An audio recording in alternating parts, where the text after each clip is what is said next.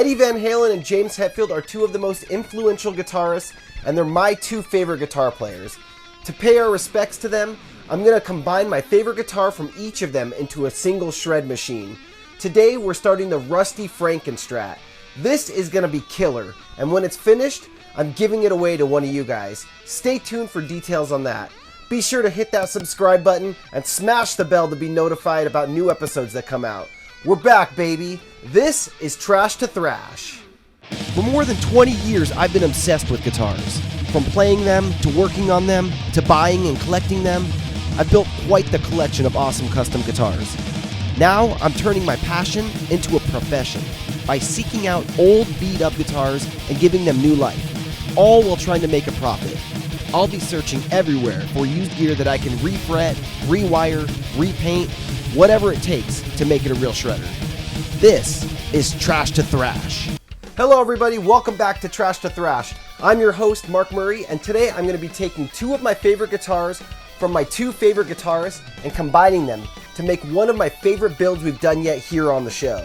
The James Hetfield Rusty we built on episode 21 was a hit.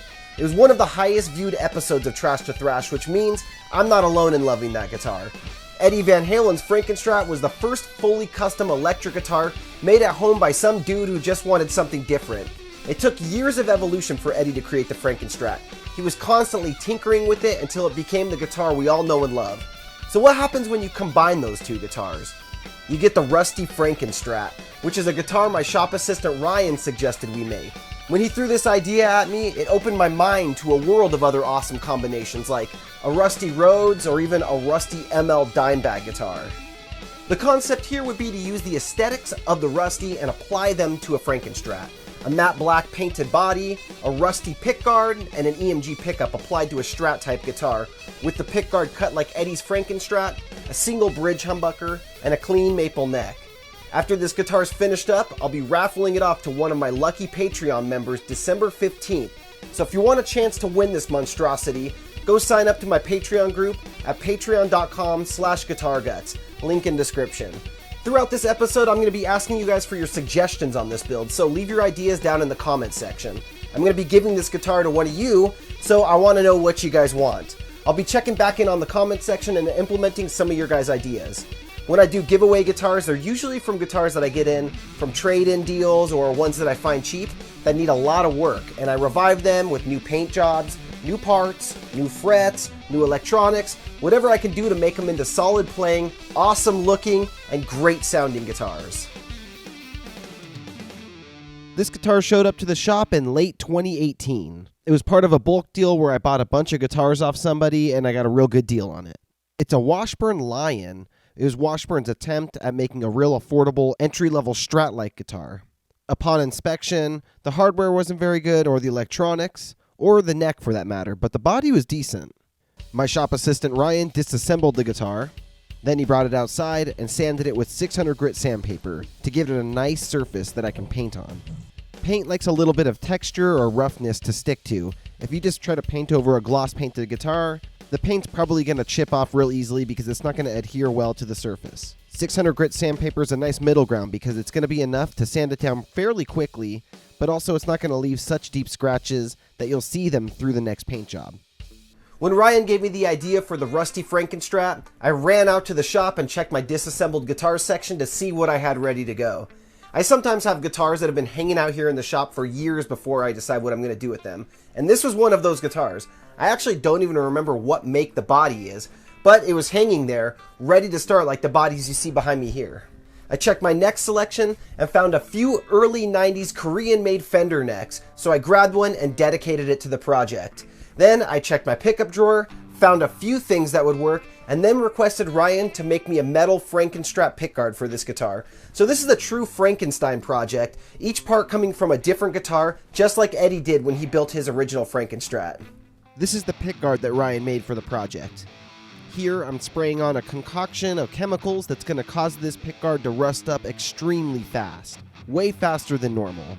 I showed this process in episode 21 of Trash to Thrash, but I'm going to be posting a step-by-step tutorial next week here on the channel, so if you want to learn how to do this, tune in next week for a video on that.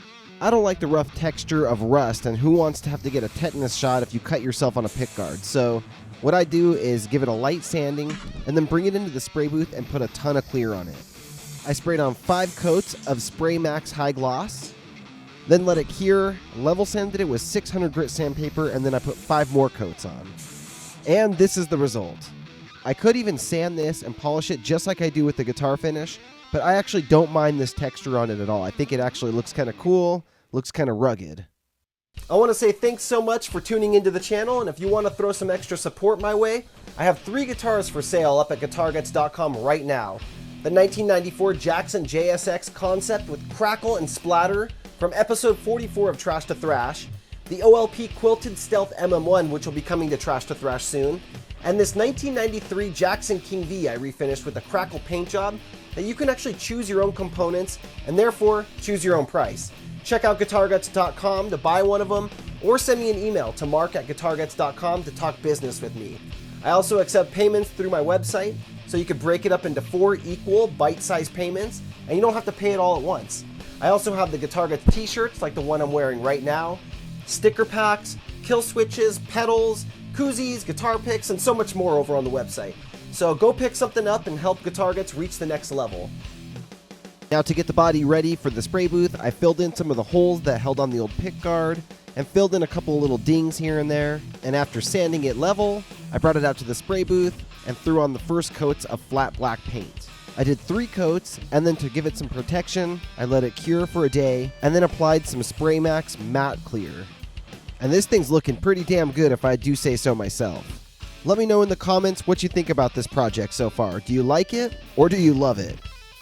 Now when it comes to a great electric guitar, it needs to have 3 properties. It needs to look awesome, it needs to sound great, and it needs to play excellent.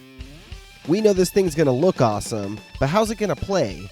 To give this guitar a great feel and great playability, we're going to refret the neck. The neck we're using for this guitar is from an early 90s made in Korea Fender Stratocaster. Anytime I find one of these for sale for a good price, I always pick them up because they have solid necks on them. They're some of my favorite necks for making Frankenstrat replicas out of, but they always have real old fret wire on them because they're old, they're from the early 90s, and it's real small fret wire, so I like to replace it with some jumbo fret wire. And of course I start by pulling the old frets out. Refretting a guitar is a long, tricky process with a lot of steps to it. There's a full step-by-step video of the process of doing this over on my Patreon account. So if you want to learn more about refretting your guitar and all the different steps and tools you'd need for this, it's part of the OLP MM1 Quilted Stealth mini-series that I did, available to all my premium members. The Patreon group gets extra benefits like ad-free versions of all the videos I do, early releases when possible, an extra video each week that shows all the guitars I'm currently working on, longer form videos of many of my builds, plus access to the Guitar Guts Discord channel, which is a place where like-minded guitar rebuilders like myself go and share techniques, our projects, finished builds, and our guitar collections. Plus, you get entered into the guitar raffles that I do, which I'm ramping back up. Now, the neck is looking good, the body's looking good, the pickguard looks awesome, and I only have a couple weeks to get this thing finished up and ready for the raffle in December.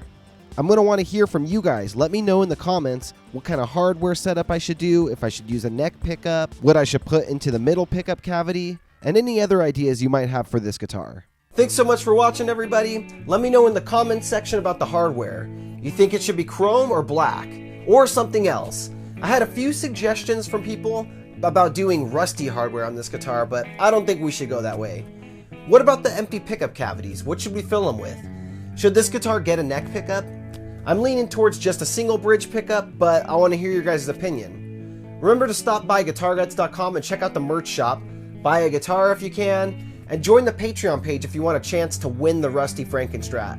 I'll be back very soon with another episode of Trash to Thrash, but next week I'll have a tutorial on how to rust up your own pickguard. Stay safe out there, and rock on, my friends.